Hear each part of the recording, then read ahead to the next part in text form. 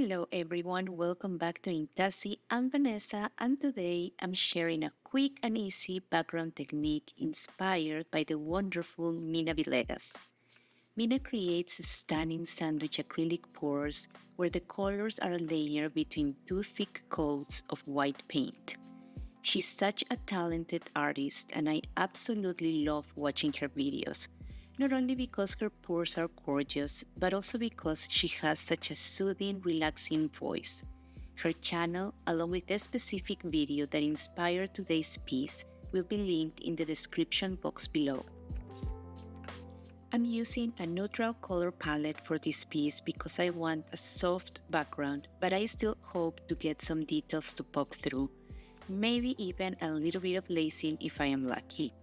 For my base, I'll be using satin enamels, and then I'll flip 3 cups of 5 ounces each onto a 16 by 20-inch canvas. Before that, I prep my canvas with a thick coat of Amsterdam grayish blue. Since satin enamel mixes tend to push through in some spots, having this grayish blue underlayer will add extra depth and interest when it shows through. As usual, my recipe, measurements, and colors will be in the description box below. This is the consistency of the white paint that will sandwich my colors. It's thick at a 2-second trace. And this is the base with the satin enamels. As you can see, it's extremely thin. Almost like water, there is no trace and no mount whatsoever. The consistency of my colors is a 2-second trace, the same as the first white you saw.